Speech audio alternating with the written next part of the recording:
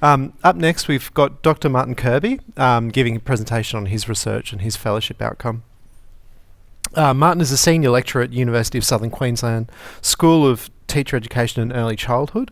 He's also a social and cultural historian who has been the recipient of several grants over the past 8 years and has been involved in a number of projects in arts, culture and education.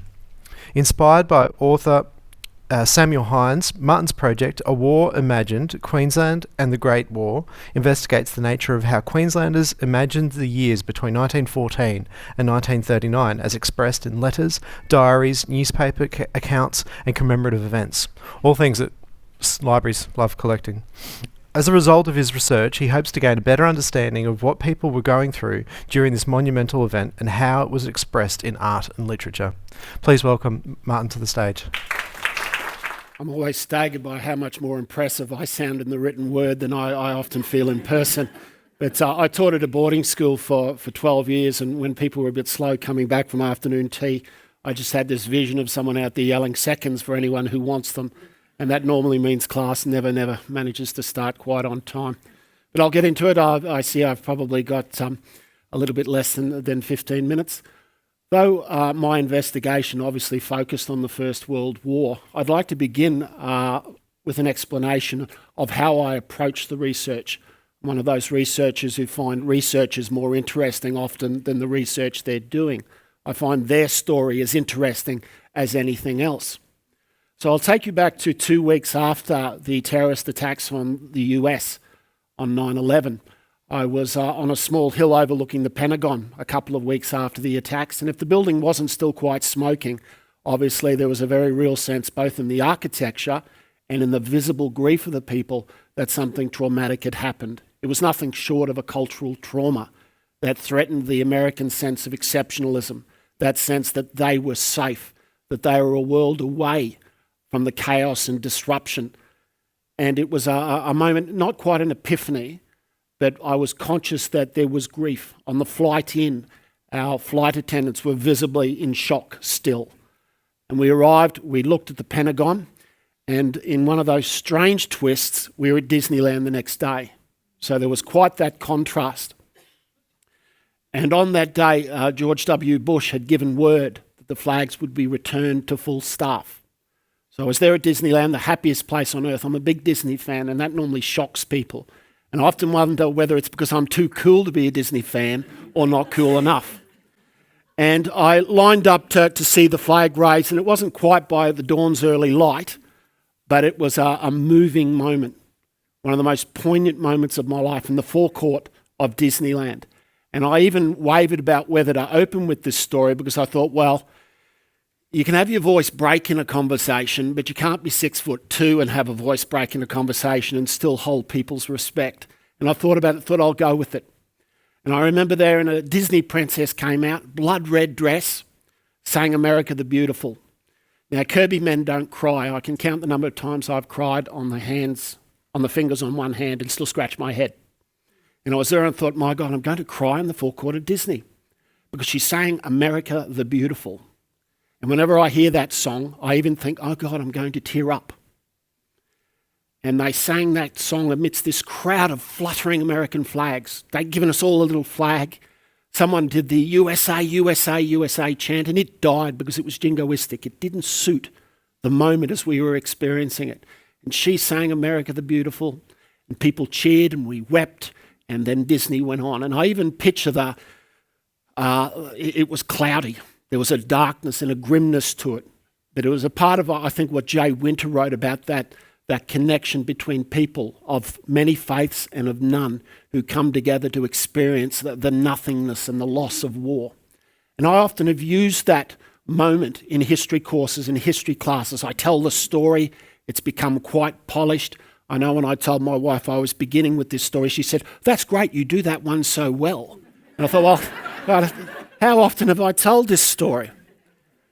And I've used it in class, and I've used it to teach about that link between American politics and religion. I'm politically conservative, so at university you just smiled when I said that. Thank you. Are you a fellow traveller, or have you just judged me? You've just judged me. But And if you work at university, conservatism, that is a love that dare not speak its name. And I taught it through that prism. I was conscious that the Americans, like everyone else, are not perfect, but I looked for the goodness in them as a people. I linked it to the beach at Normandy, when there is a statue of American youth emerging from the water to liberate Europe in 1944. And that's the way I taught history, with that emotional connection with the people. And I loved telling the story. And obviously a little bit more than some of my nearest and dearest loved hearing it. And I thought about 2 years ago that I would write an academic article and use it as an introduction. And I thought, well, I want to get the date exactly right, because as an historian, you've got to have some claim to getting the details correct. And I did some research, went to Dr. YouTube and had a look, and the whole presentation was there on YouTube. And I thought, oh, this would be fantastic, because one of the dominant memories is when they raised the flag. And I thought, oh no, I'm going to burst into tears. Mickey came out with Mickey's walk, and he raised the flag. And I thought, oh, great, I'll use that as this example of Disney as being Walt Disney's panegyric to small-town American values. I thought, this is going to rock. And now I've got it on film. So I opened up the YouTube, looked at it, and the woman was in burgundy, not in blood red. She sang God Bless America, not America the Beautiful. There was no sea of flags. The sun was bright. It didn't look like anything I had experienced or I had imagined. And then I thought, I haven't seen that little flag since that day. Did I even get one? Because I'd never have thrown it away. And then it really emphasised to me that history, of course, is the event as it happens, but often of even greater impact is the event as we have imagined it. And that's what's driven my research, where I consider myself at least of average honesty. You know, not One Nation honesty, but honesty nevertheless. And here I was using a story that I had experienced, and I was giving a flawed imagining of it. And I thought, gee, I'm lucky I don't teach under oath. And now I use it as an example of the malleability of history. I've reimagined my reimagining for another purpose. And that's what's driven my research, which I've been lucky enough to have a chance here to do here at the State Library. I've looked at the way Queenslanders imagined the First World War, not just between the years of 1914 to 1918, but 1914 to 1939, where we have the outbreak of a second, even greater cataclysmic war. I'm mired deep in 1918 at the moment, so 1939 seems a long way to go. But it's been a fascinating look at the way newspapers mediated the war to Queenslanders at the time, and how different they viewed the war than we do now. And the three areas I'm going to look at today in the 7.5 minutes I now have left, but the anecdote rocked, so I take that as a victory. That nothing now can strip from me. But what I'm going to look at is the way Queensland newspapers looked at the start of the war in 1914, the way they looked at the fighting at Ypres in late 1917, and then look at the way language is mobilised in the cause of war. And I've been a little bit clever here, if I can say that, with a long history of humility behind me, looking not at, thank you to the gentleman in the front who laughed, that's good. It was an ironic comment, thank you. The way an English correspondent called Philip Gibbs, who was heavily quoted in Queensland newspapers, the way he shaped his vision of World War I using exactly the same language that he had reported on the sinking of the Titanic in 1912. He wrote the most influential report on the sinking of the Titanic, and the language he used in 1912 in April was exactly the language he used in 1916 to describe the Somme. So I'll move along quickly. The first article I wrote from my research, I called it The Bully of the World, because I was looking at the way the outbreak of war was mediated to Queenslanders through the press. And the way it was mediated to Queenslanders through the press was binary opposites. And it's something that dominated discourse from 1914 onwards, us and them. Civilised and uncivilised. Pax Britannica, German militarism.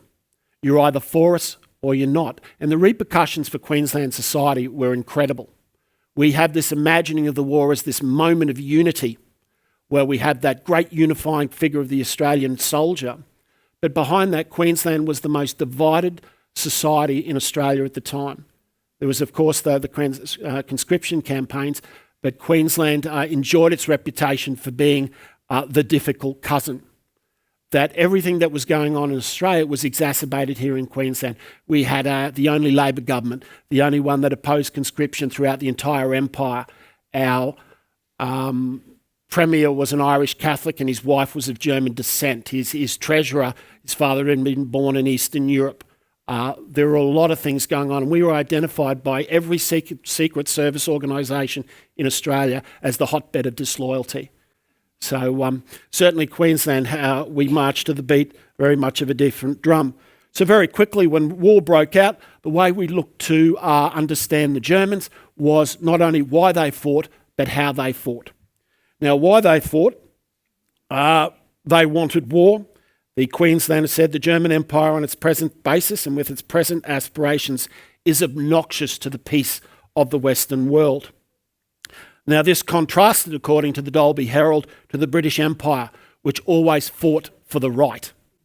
And that was a constant theme in those early days. Australian nationalism sitting comfortably inside an imperial loyalty. Because, of course, our army went to war, the great paradox of Australian military history. Our army fights to found a nation, to give us a national story, but it fought as the Australian Imperial Force. And that's a paradox that people often don't understand. And you have the joy of explaining to students what the NZ in ANZAC actually stands for as well. And of course, not only were their war aims venal, the way they fought war was barbaric. There wasn't a lot of detail about the war in those early weeks, but reporters in Queensland or journalists showed a remarkable capacity to make stuff up as they went along. They talked, although the German treatment in Belgium is documented, they described execution of priests, arrogant brutality, rapacity, military barbarism, burning churches, shooting priests, raping girls and women, taking hostages, cutting the ears off children, forcing a woman to drink the blood of her murdered son, bombing a Red Cross vessel, shooting civilians, mistreating British POWs, and amputating children's hands. Everything there but square dancing in a round hall. They've found them capable of the worst kind of barbarism, and that flows right through Queensland society because we had a very large proportion of Germans, one of the largest in Australia.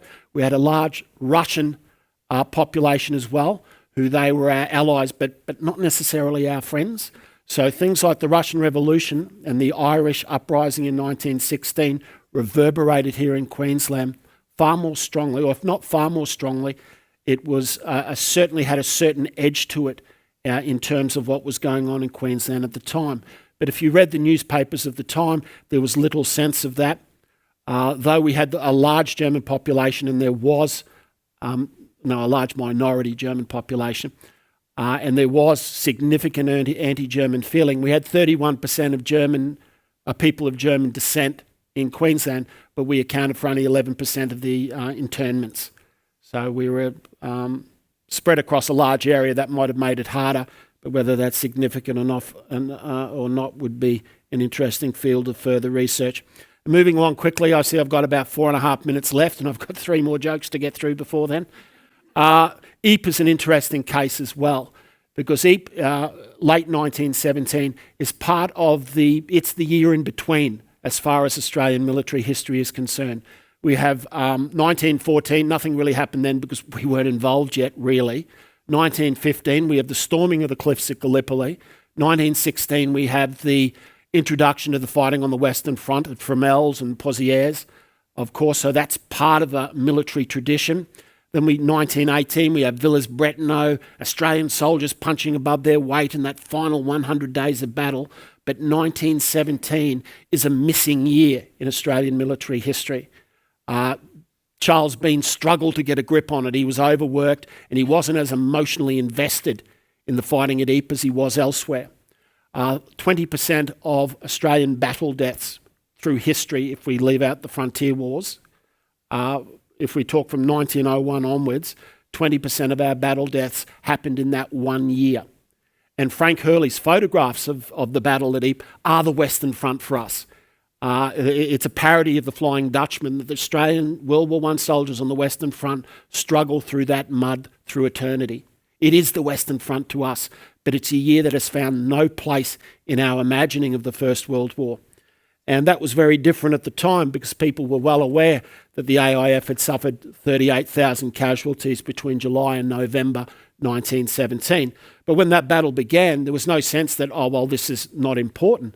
The newspaper reports at the time emphasised that the Australian troops were in the vanguard of one of the greatest battles in history, that we were there outfighting everyone, outfighting every British soldier who ever pulled on khaki, and we were outfighting the best the Germans had. I won't go through the newspaper comments, you just take my word for that. But as the battle ground down in the mud, there were 5 battles we were involved in. As the battle ground down in the mud, they reimagined it on the fly. So it moved from, tea and biscuits in Berlin in December to the suffering and the fortitude of Australian soldiers as they endured the mud and the worst the Germans could throw at them. So the imagining had to evolve to the changing events on the battlefield as well. So I looked very briefly at the start of the war, the way it was pictured as a binary opposite, then looked at Ypres as this year in between. It's forgotten in our modern imagining, but very much at the time, it was a central experience for Australian troops at the time. The Australian divisions fought side by side for the first time at an end of year of almost ceaseless battle. And very quickly, as I see the, Mary, where are you? You'll be giving me the thumbs up in a couple of minutes, I'm certain, which I won't interpret as saying, hey, it's going really, really well, keep going. But the third one is the way language is mobilised. And the rhetoric of war is fascinating, almost I find more fascinating than the artwork of war, because it's mobilised as well. The use of particular words or phrases to an audience familiar with them has enormous resonance. What they found in 1914, that the language conventions of the time, like the weapons and the training of the time, were insufficient for modern warfare. It was very difficult to describe this new experience, the way people have struggled when dealing with the Holocaust in art and literature, that it was such a radical evil, how could any language communicate it? And World War I correspondents suffered from censorship, self-censorship, but the rhetoric let them down as well. And one of the most famous correspondents of them all, a British correspondent called Philip Gibbs, was read all around the Empire and across the United States. And he adopted the same rhetoric during the war as he used to describe the Titanic tragedy. And when Charles Bean's reports became too dry for Australian audiences, there was the argument that Charles Bean's pen was cold.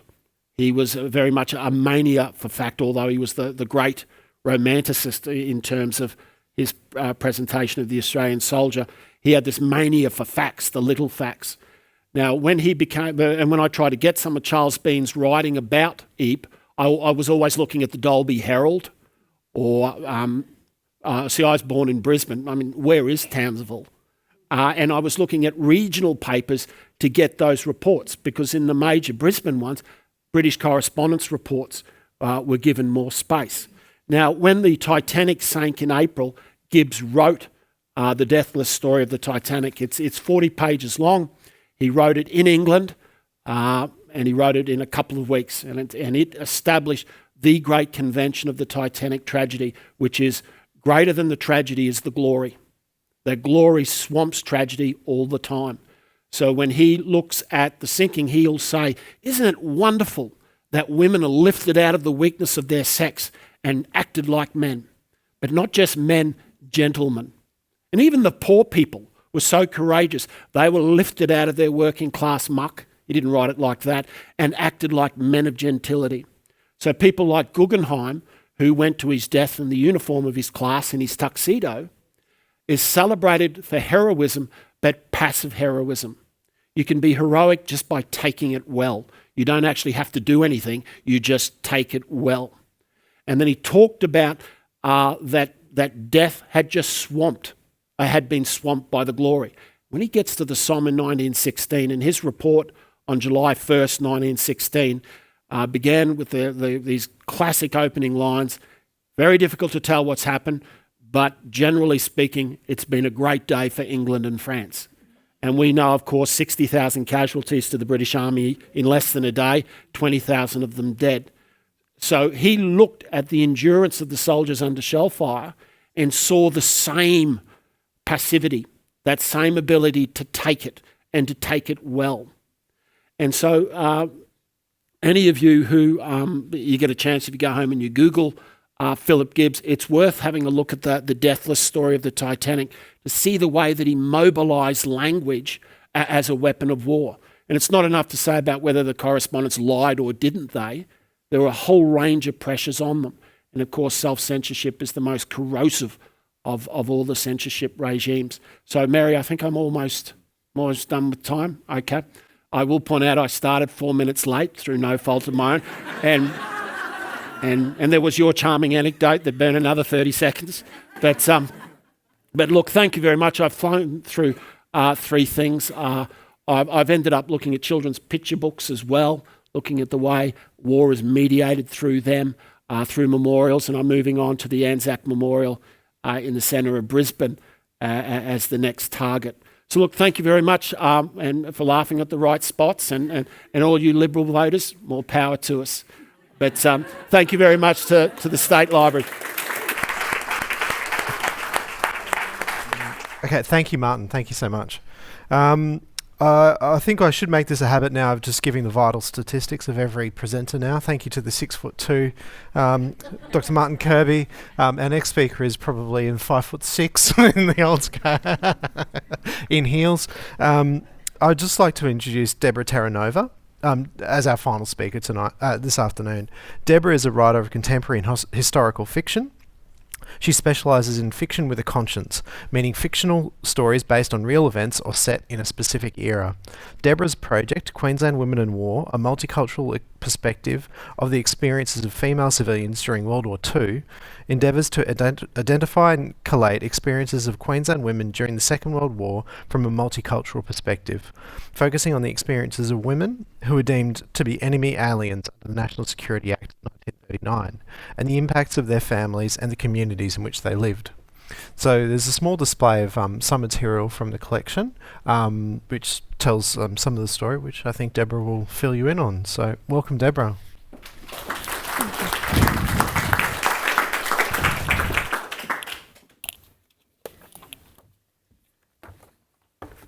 Can you hear me? Good afternoon, everyone. Thank you for coming. This time last year, I came to an event right here called Under the Skin. I had little knowledge of the State Library of Queensland Fellowships and had turned up purely out of interest in the war. By the end of the presentations, I was inspired. My third novel had just been released, Enemies Within These Shores. It's about the internment of Italian enemy aliens in Australia during World War II. One was my father-in-law, Luigi, a cane farmer from Babinda near Cairns. While researching that novel, I discovered that internment was not restricted to men. Women and children had also been interned. This was something I wanted to explore further, and thanks to the Q ANZAC 100 Fellowship, I was able to do so in depth. In all, 89 women from Queensland had been interned. All were of German, Italian or Japanese nationality or descent, or had been deemed to be enemy aliens through their marriage to foreigners. I listed their names, dates and serial numbers on a spreadsheet for investigation, and this was my starting point. By far the greatest number of women interned were Japanese, followed by Italian and then German. Why such an uneven distribution? The answer lies somewhere between government policy, which was different for each nationality, and its execution at the coalface by the police. The official policy was to classify individuals according to the degree of risk they might pose to national security.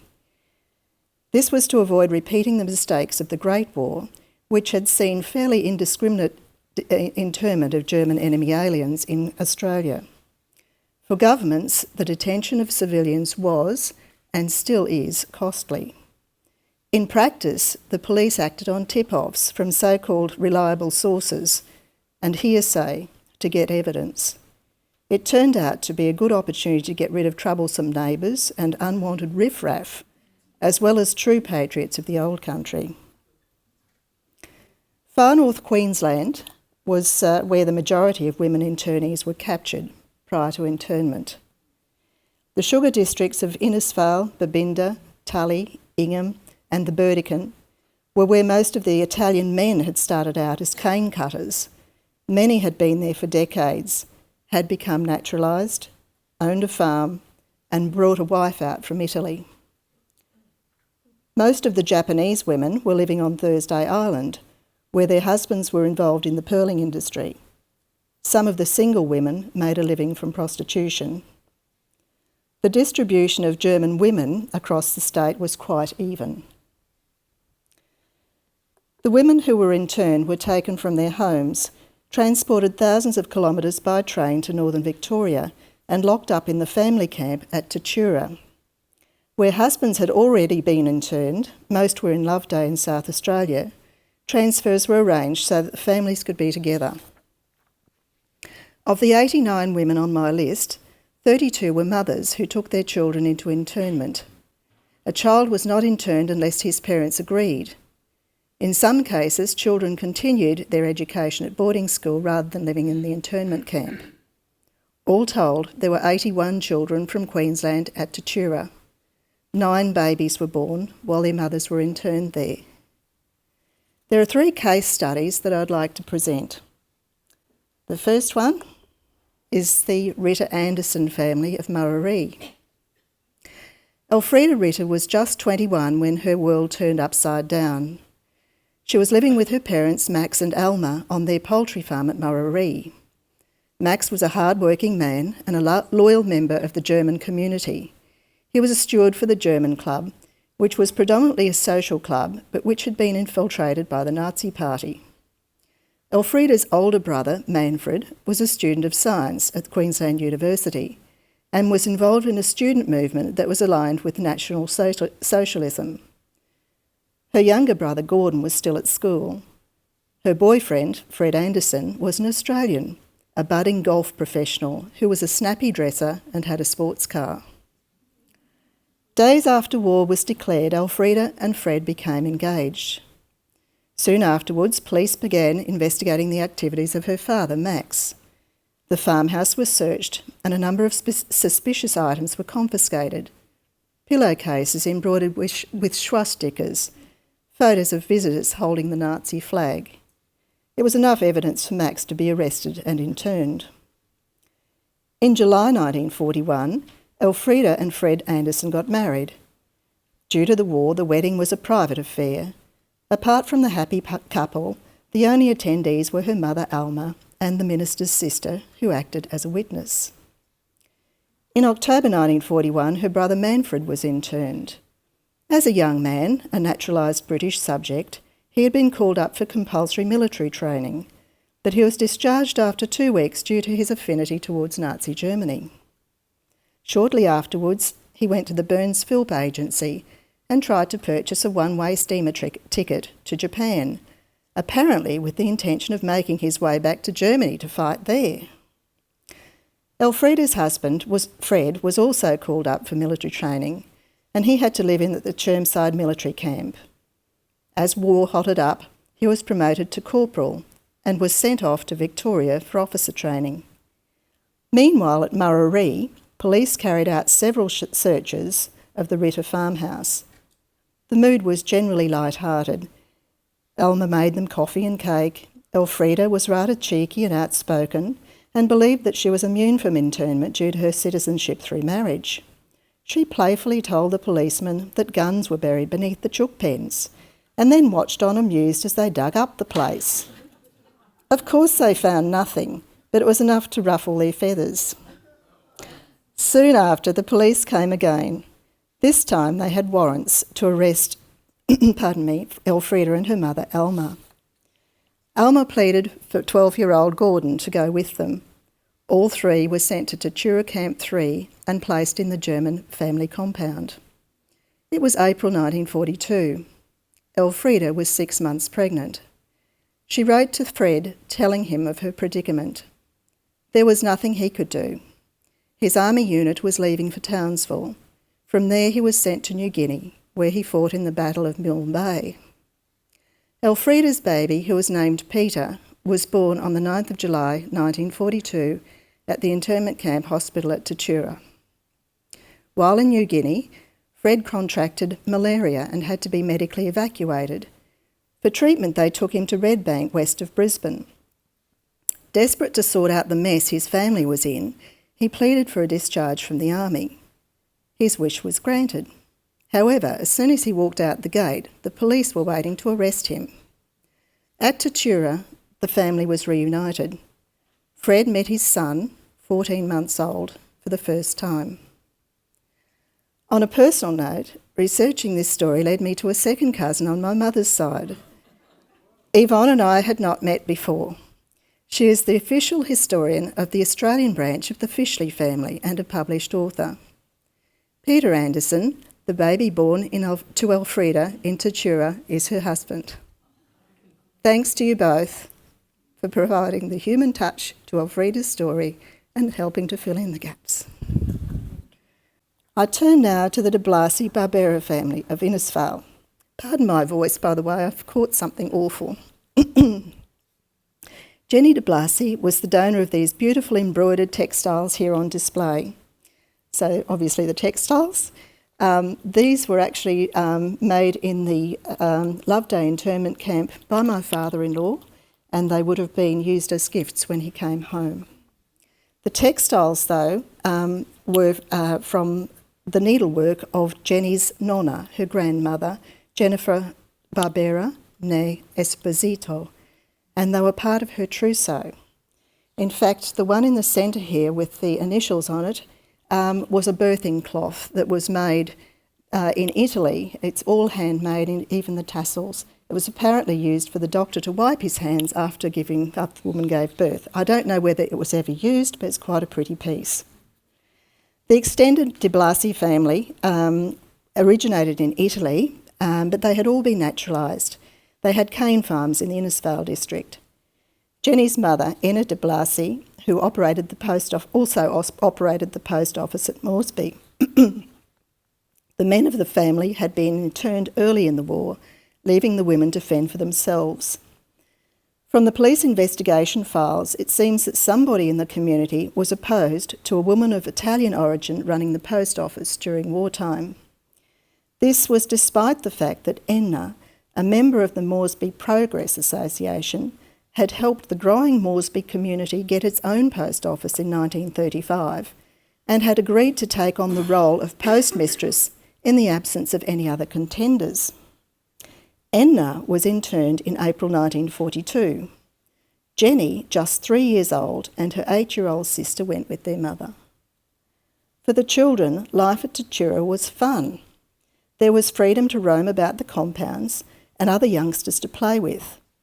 The de Blasi family shared a hut with Mr. and Mrs. Fontanella, storekeepers from Brisbane. Mr. Fontanella, who was a talented artist, made a plaster of Paris sculpture of the young Jenny while in the internment camp, and you can see him with Jenny as an older person in 1999, and that bust is in the middle. Many of the older children were sent to board in neighbouring towns, returning to the internment camp on school holidays. Jenny's sister boarded at the Convent of Mercy in Kyneton. Food was plentiful. Internees grew their own vegetables, and the cooks in the Italian compound produced some delicious fare.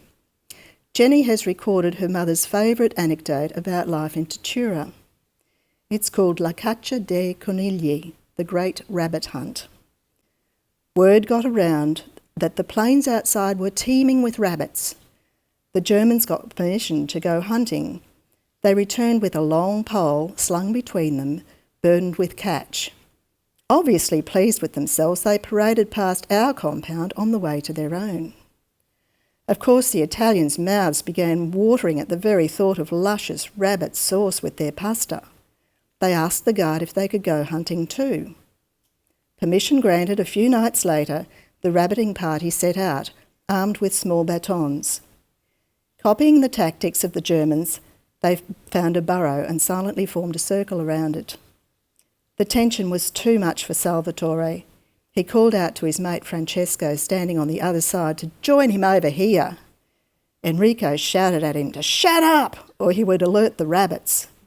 Giuseppe told him loudly that he was making more noise than anyone else, and so on and so forth. In the ensuing fracas, amid shouts of zitti and silenzio, the rabbits came bounding out and took off in all directions. The men arrived back at camp with their tails between their legs and with not one rabbit between them. In December 1943, 2 months after Italy's surrender and the country's turnabout in the war, the de Blasi family was released from Tatura and allowed to return home. In Enna's words, written in 1993, the farm was overgrown, a wilderness. Everything was out of order and we had to start from scratch. And if that wasn't bad enough, while they were away, their house had been broken into and most of her mother's exquisite linen, hand-embroidered in Italy for her trousseau, was stolen. This final anecdote is about the Iwanaga family of Cairns. In 1941, Tokitaro and Otsuni Iwanaga operated a laundry business in the centre of Cairns. Both were aged in their 60s and had lived in Australia for 42 years. However, because of the Wait Australia policy, they could not become naturalised citizens. This meant that they could not buy a property or vote in elections or visit their families in Japan without first obtaining an exemption from the notorious dictation test. And those there are the documents that they had to obtain from the government before leaving the country in order to be able to return again. Their only daughter, Anne, had been born in Australia in 1918. Although she was effectively a British citizen, for the purposes of national security, she was classed as a British-born of Japanese parents. In December 1941, a matter of days after Japan entered the war, the 3 members of the Iwanaga family were arrested. These are Anne's memories of that terrible day, as recorded by Brisbane author and academic Yuriko Nagata in her excellent book, Unwanted Aliens. The police came to the house and went through everything and took us to the police station. During the time we were there, Dad went out to the office and came back. He said to me, "You are not a Japanese." Dad showed me my birth certificates. I was allowed to go home. That was more than a shock. The next day, all the Japanese were put on a train. They didn't know where they were going. Mum and Dad thought they were being taken away, all to be shot. In fact, Anne was Chinese. She had been taken in at birth by the Iwanagas and who had raised them as their own natural child. Mr. and Mrs. Iwanaga were sent south to Tatura. For a time, Anne carried on the laundry business as best she could and wrote regularly to her parents in the internment camp. Her letters were intercepted and translated. After 6 months, she was arrested again. The police said her sympathies were Japanese. She too was sent to Tatura Camp 4, the Japanese family camp. After the war ended, Anne was allowed to return to Cairns, where she found that the family's house had burnt down and they had lost their business.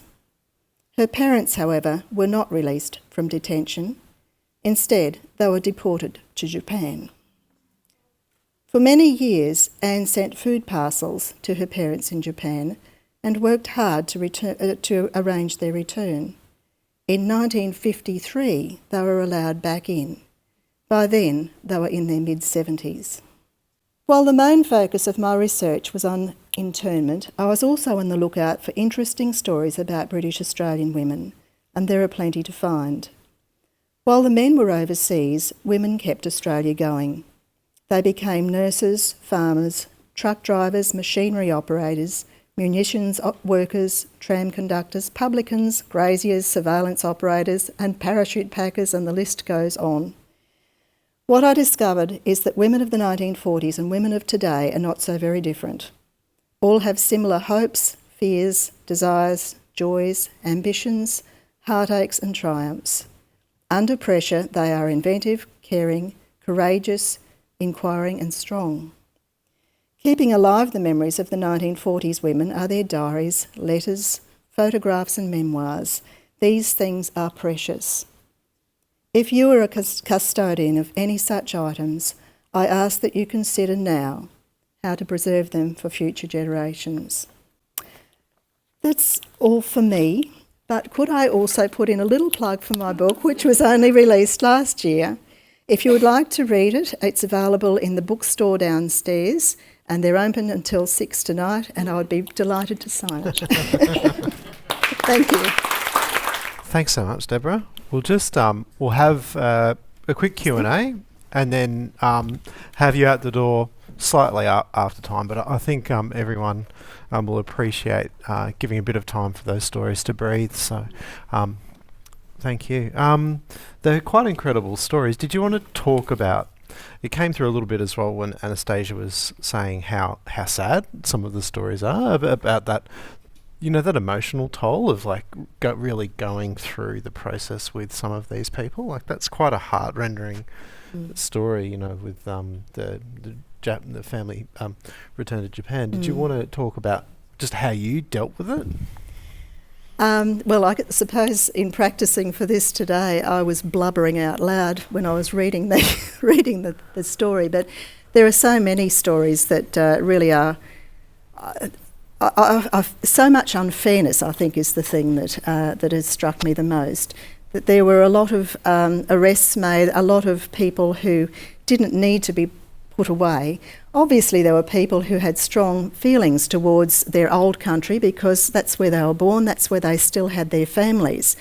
But having strong feelings towards your old country, an old love of your country, doesn't mean that you're going to turn around and become a fifth colonist in Australia during World War II.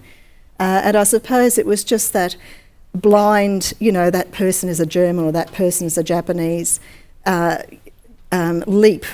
And some of the evidence, so-called evidence that the police gathered, I think, was really gut-wrenching too, where at one point there you read some of the statutory declarations that they got off these reliable sources, and, you know, they're just so puerile, you just want to roll your eyes and go, really? Martin, your fellowship and research is on looking at that process of imagining. I just probably want to ask you, maybe in the context of, you know, Q ANZAC 100 is called Memories for a New Generation. You know, we never stop imagining. How would you think maybe in 100 years people look at this period now? Like, how are we imagining the breadth of the 100-year span now? Like, what are you seeing in that sort of imagining and remembering process? It's almost a constant process of updating, and that each society views issues and events not just through their own collected wisdom, but for their own purposes. If you look at, for example, Holocaust commemoration, the Americans focus on, in their commemorative activities, liberation. Because for them, the story of the Holocaust was the liberation of the death camps. When you looked at the way the Holocaust was commemorated in the East, it was the victory over fascism. If you look at the Jewish, forgive my pronunciation, I think the preference is the term Shoah, which is Hebrew, I think, for catastrophe. So for them, they view it differently. For a Holocaust denier, it fits into their pattern of a Jewish conspiracy to run the world. We mould our history to suit our present purposes. And the easiest example, and I've used it with students, is we look at what we've done with King Arthur.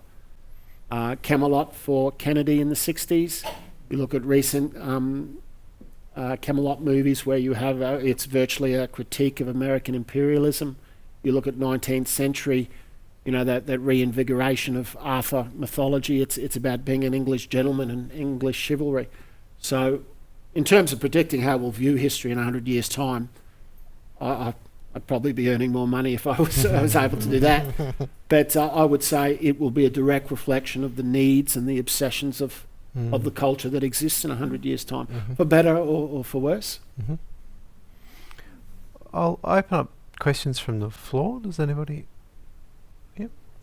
I have a question for Deb. I'm curious, did you find in your research if there was any strategic decision making around where those internment camps were? And was the whole point to take those women and children so far away from any support system they had? Some of those distances are just hard to imagine back then. There was a general view, which was probably correct in Australia, I'm not going to comment on whether it was right or not, that they were fearing attack from the north. So that's why the internment camps were all sort of placed in towards the south of Australia. We've also mentioned the Brisbane line. I'm not sure whether that was real or not, but there was certainly a lot of fear about the northern part of Australia. They were also placed in places which were distant from the major centres in rural areas, so that they could more easily hide how many people there were there. Loveday, for example, was purpose-built for 6,000 internees, and they were all men. Tatura had probably about similar numbers, once again purpose-built, but they were built very quickly. I'm not saying they sort of took years to build them. So I think it was certainly strategic from that point of view that they didn't want people to be able to escape. They didn't want the people of Australia to know that they were there or where they were.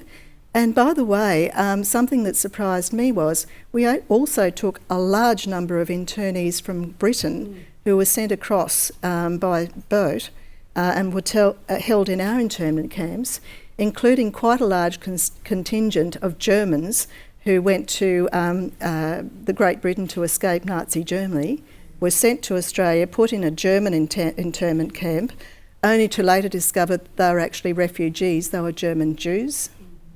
So some big decisions had to be made once people arrived too, because they had no idea who they were getting.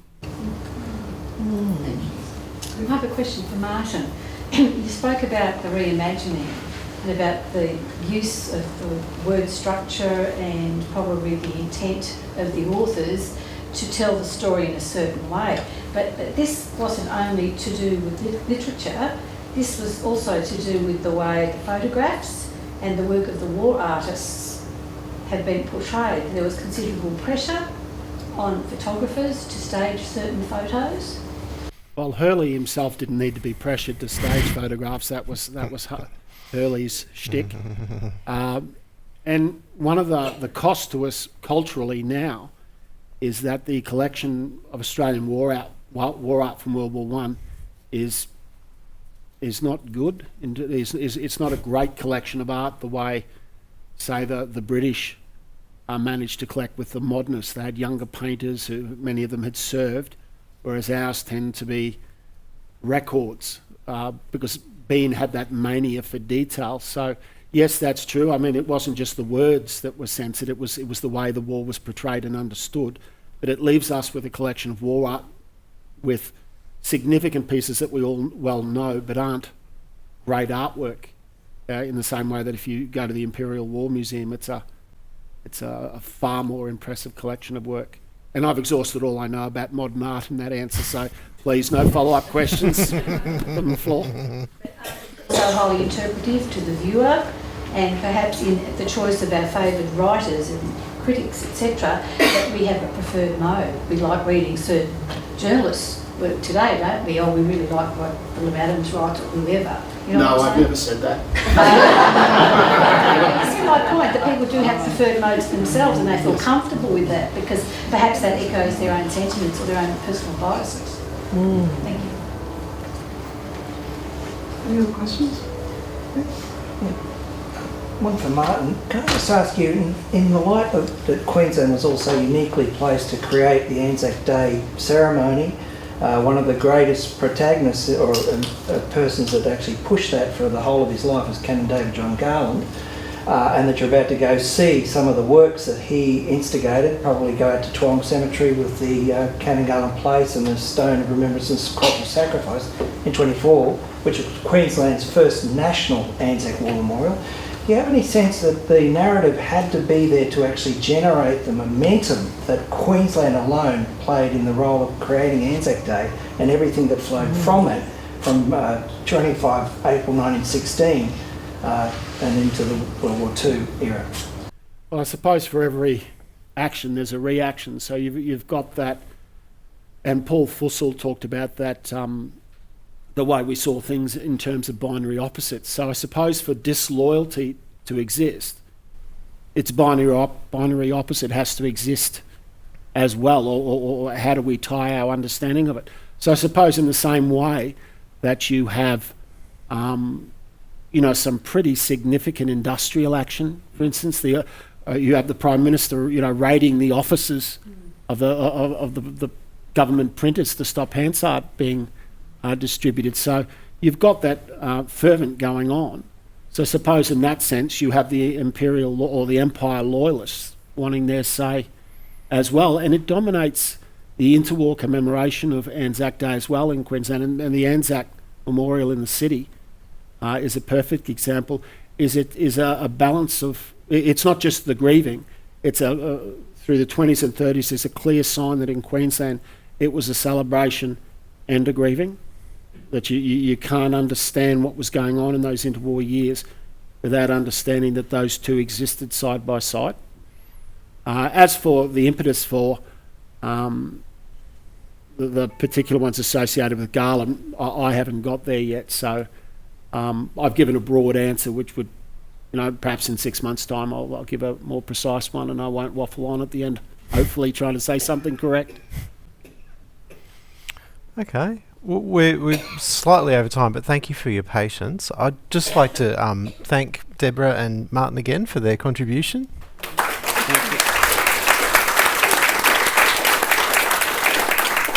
And so we might just make sure we get all 4 fellows up, and we'll take a group photograph with all the fellows in the room at the same time.